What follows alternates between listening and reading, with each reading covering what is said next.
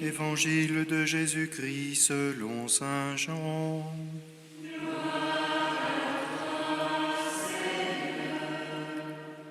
En ce temps-là, Jésus disait à ceux des Juifs qui croyaient en lui, « Si vous demeurez fidèles à ma parole, vous êtes vraiment mes disciples.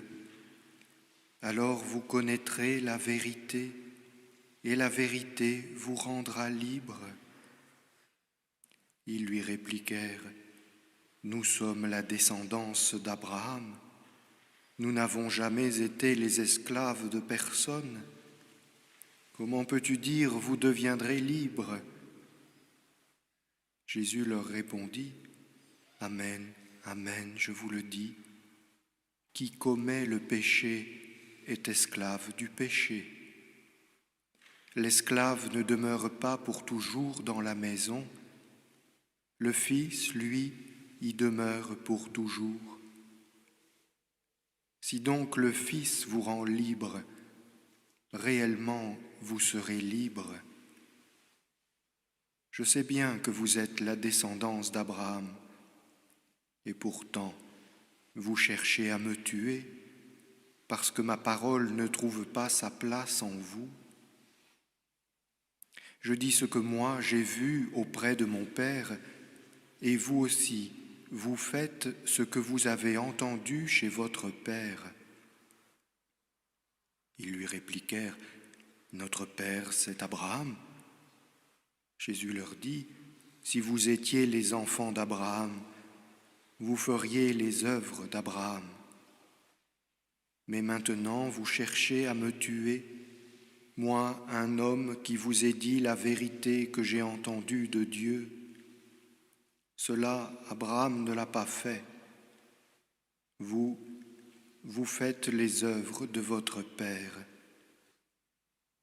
Ils lui dirent, « Nous ne sommes pas nés de la prostitution, nous n'avons qu'un seul Père, c'est Dieu. » Jésus leur dit, « Si Dieu était votre Père, vous m'aimeriez, car moi, c'est de Dieu que je suis sorti et que je viens.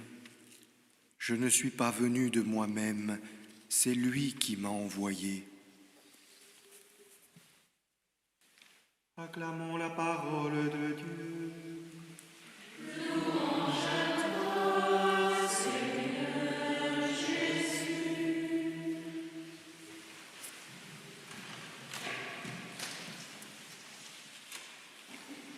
Frères et sœurs, nous recevons aujourd'hui une page d'évangile vraiment difficile.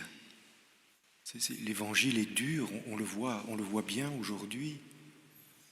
Pas difficile à comprendre, enfin si, difficile à comprendre, mais je veux dire, c'est pas d'une complexité intellectuelle remarquable, c'est au contraire beaucoup trop simple pour qu'on échappe à cette clarté. Et c'est dur à comprendre parce que cette lumière nous éclaire d'une telle manière qu'on se sent démasqué, comme pris au piège, mis devant le fait accompli. Nous avons rejeté la lumière. Alors, essayons de prendre le débat dans sa complexité pour voir autant que possible l'étroite frontière en nous entre la lumière et les ténèbres. D'abord, nous l'avons bien compris, ce débat qui concerne certains fils d'Abraham qui interrogent Jésus n'a rien à voir avec le patrimoine génétique, c'est sûr. Ils ne sont pas en train de discuter si dans leurs cellules se trouve de l'ADN abrahamique, évidemment. Et ce débat n'est pas non plus un débat interne au judaïsme, en ce sens que ça concernerait une histoire qui est la leur, au sens où les chrétiens ne seraient pas vraiment concernés par ce débat. On pourrait presque dire, nous on s'en fiche un peu d'être les fils d'Abraham, on sait bien qu'on est des fils de Dieu. Ce serait une erreur de parler ainsi. D'abord parce qu'il faut espérer que nous sommes des fils d'Abraham, et ensuite à cause de la présentation de ce dialogue par saint Jean, Jésus disait à ceux des Juifs qui croyaient en lui. C'est important, c'est de voir que c'est un débat qui concerne les disciples. À cette époque-là, ils sont tous juifs. Donc ce n'est pas un débat entre les juifs et les chrétiens ou entre les juifs et les païens. C'est un débat entre les disciples de Jésus. C'est-à-dire des gens qui ont reconnu et choisi Jésus, des gens qui ont décidé de suivre Jésus. C'est nous, hein. Donc à ceux qui croient en lui, Jésus adresse cet avertissement. Nous n'aurons pas le temps de reprendre ligne par ligne, mais nous voyons où ça conduit. Vous n'êtes pas des fils d'Abraham, vous n'êtes pas des fils de Dieu, vous qui cherchez à me tuer. Alors, on n'est pas tellement surpris de la conclusion, parce qu'on sait bien que si le Christ est crucifié, c'est à cause de notre participation, de notre compromission active avec le péché. Mais quand même, il faut l'avaler. Alors, comment s'en prémunir? Comment changer? Quelle devrait être notre vie? Est-il possible que des disciples de Jésus ne cherchent pas à le tuer? Oui. Il répond tout de suite parce que Jésus ne fait pas durer le suspense, il explique parce qu'on a besoin de longues explications, mais l'explication, le cœur de l'explication tient en quelques mots. Si vous demeurez fidèles à ma parole, vous êtes vraiment mes disciples. Vous êtes vraiment mes disciples. Déjà, il y a une introduction, il y a la distinction. Il y a ceux qui sont disciples, il y a ceux qui sont vraiment disciples. Mince alors, moi je suis où? Peut-être pas où j'aimerais. Hein. Alors vous connaîtrez la vérité. Vous connaîtrez la vérité. Et la vérité vous rendra libre, c'est un futur. Donc on n'est pas encore libre, on n'a pas encore connu la vérité. Mais si on a choisi Jésus qui est la vérité, on connaît la vérité, qu'est-ce que c'est que cette affaire? Oui, tout est dit, mais on a besoin de ces 2 pages d'explication, parce que pour nous ça semble assez obscur. Mais c'est nous qui sommes obscurs et qui résistons à la lumière. Alors ils essayent de faire valoir, nous sommes de la descendance d'Abraham et nous n'avons jamais été les esclaves de personne. Cette objection est importante, parce qu'elle nous montre bien qu'ils ont conscience qu'il s'agit d'un débat sur la vie spirituelle. Nous n'avons jamais été les esclaves de personne, il suffit de leur dire, rappelez-vous des Égyptiens, rappelez-vous des Babyloniens, rappelez-vous des Assyriens, rappelez-vous des Grecs, rappelez-vous des Romains. Il n'y a pas besoin de se rappeler des Romains, ils sont là, ils sont partout. Donc ce n'est pas une question de... Quand nous n'avons jamais été les esclaves de personne, ça veut dire nous avons toujours conservé la foi dans le Dieu unique. Il y a bien eu quelques errements, il y a bien eu des périodes de péché et même de reniement. On pense au veau d'or et à tous ces passages douloureux. Mais enfin, ils n'ont jamais abandonné le Seigneur. Ils n'ont jamais renoncé à Dieu pour des idoles. Nous n'avons jamais été esclaves des idoles. En fait, c'est ce qu'ils font valoir.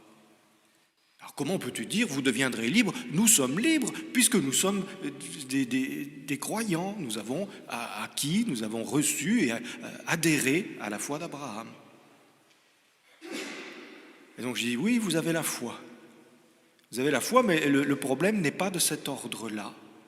Le problème, c'est qui commet le péché est esclave du péché.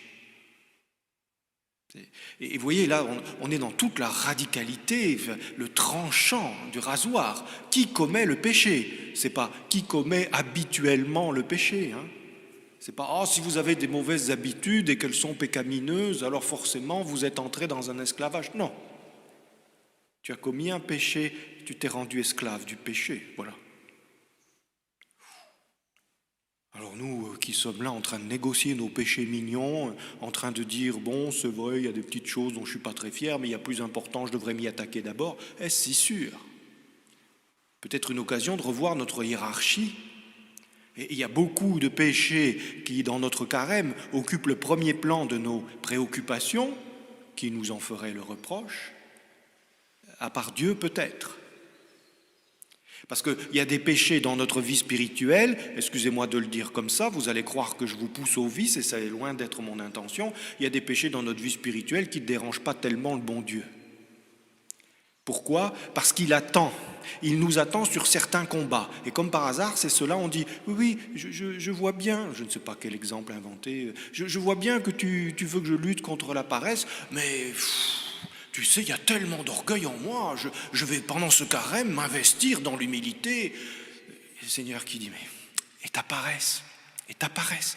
Oui, mais t'as vu ce que j'ai fait par rapport à la gourmandise? Champion du monde, pas beaucoup sont capables de tenir une telle ascèse. C'est bien.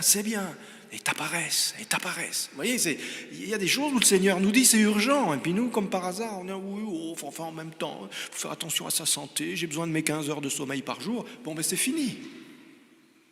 Vous voyez, hein? Donc, quels sont les péchés qui sont au premier plan de notre combat, de nos bonnes résolutions? La première question, c'est est-ce que ce sont les péchés que l'Esprit Saint dénonce? Est-ce que nous sommes au combat que Dieu veut que nous menions? C'est cela, et cela seulement, qui sont importants et prioritaires.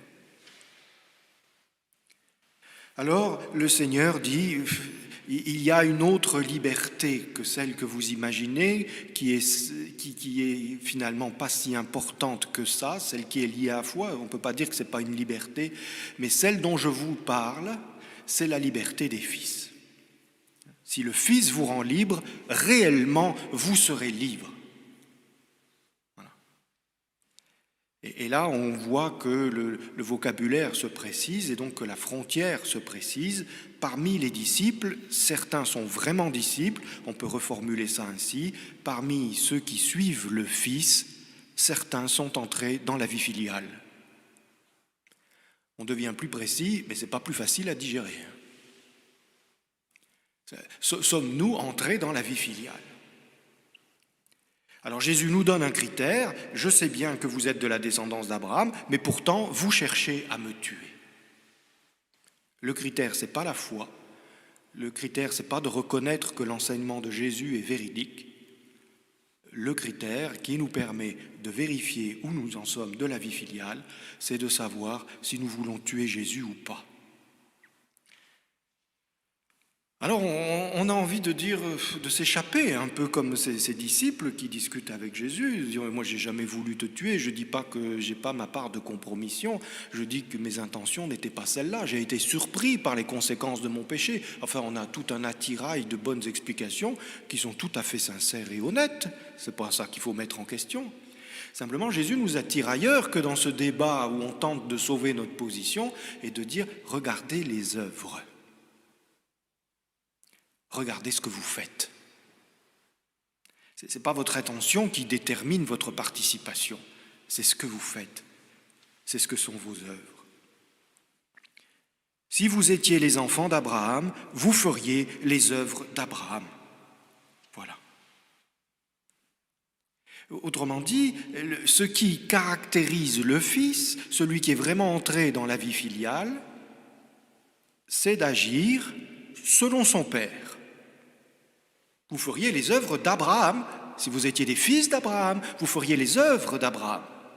Donc si vous êtes entrés dans la vie filiale, vous faites les œuvres du Père. Les œuvres que vous faites témoignent du Père que vous avez choisi, du Père qui est le vôtre. Qu'est-ce que ça nous dit? Eh bien, je suis obligé de lâcher ce gros mot qui nous fait horreur et que pourtant nous sortons à maintes occasions. C'est le mot obéissance. C'est obéissance. Il y a différentes sortes d'obéissance, et ici il faudrait prendre le temps de graduer, mais je ne le prends pas.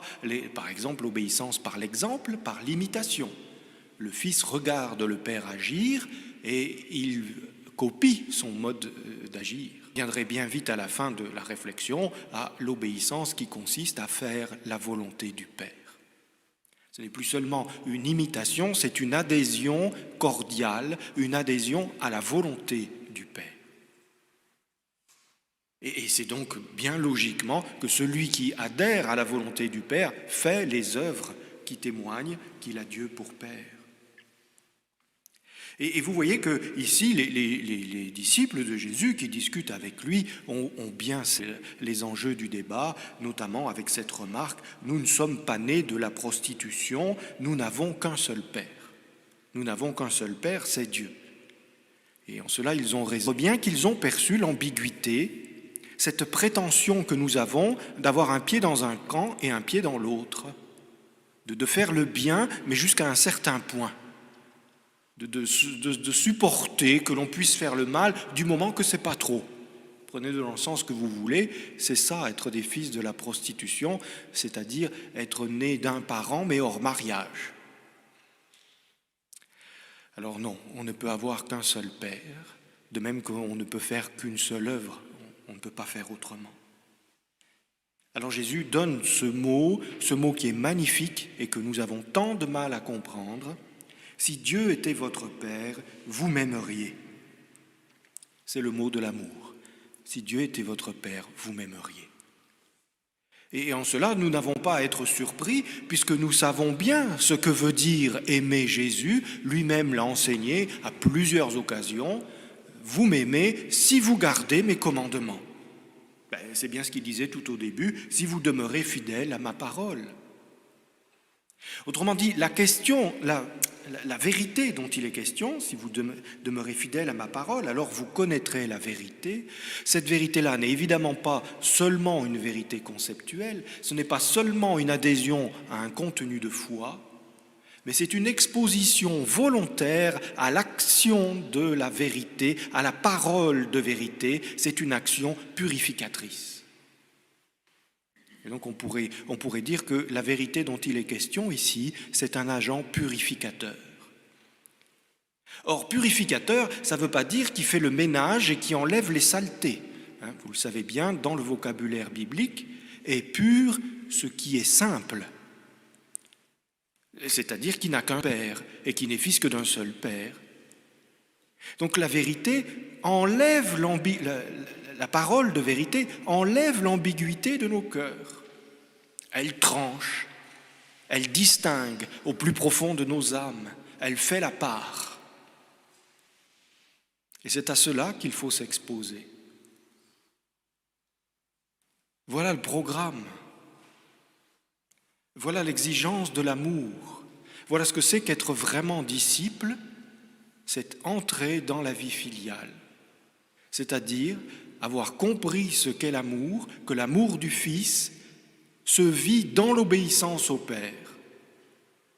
Que la vie filiale accomplit, ceux qui sont vraiment des disciples de Jésus, sont ceux qui connaissent la volonté du Père et ils ne peuvent la connaître hors de l'amour, ils ne peuvent la connaître hors d'un cœur pur, d'un cœur exposé à l'action purificatrice de la vérité et qui la mettent en pratique, sans délai, dans la même simplicité, dans la même pureté de cœur, dans le même élan d'amour filial.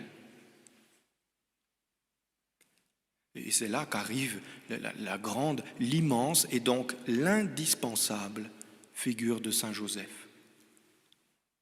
Comment voulez-vous que nous entrions dans cette démarche qui nous est si étrangère, nous qui pouvons faire nôtre l'objection des disciples, nous ne sommes pas des fils de la prostitution. Dire ça, ça veut dire on sait bien qu'on est ambigu jusqu'au cœur de nous-mêmes et que dans toutes les clartés qui sont en nous se tient une part d'obscurité qui nous échappe. Eh bien, Saint Joseph se présente à nous d'abord comme un exemple, l'obéissance d'imitation. Il se leva, prit l'enfant et sa mère et partit. Aucune discussion, aucun débat, aucun état d'âme, aucune objection, pas même sur l'esprit pratique. T'as vu l'heure, j'ai pas scellé la mule, j'ai pas une carriole suffisante, rien. La volonté du Père, toute la volonté du Père, rien que la volonté du Père. Renoncer, c'est chez Saint Joseph, ça n'est pas simplement refuser d'enlever quelque chose, c'est aussi refuser d'ajouter quelque chose à la volonté de Dieu. Faire ce qu'il a dit, comme il a dit, au temps où il le dit. Puissions-nous le choisir pour Père, parce que c'est ainsi que nous serons éduqués à faire spontanément le choix qui plaît à Jésus et qui réjouit le cœur de Dieu, celui de manifester que nous sommes entrés dans la vie filiale. Puissions-nous le choisir pour Père et lui demander de nous apprendre l'obéissance, de nous faire entrer dans cette simplicité qui est la marque de la vie à Nazareth, et qui fait qu'en toute chose, la paternité, l'amour de Dieu sont manifestés.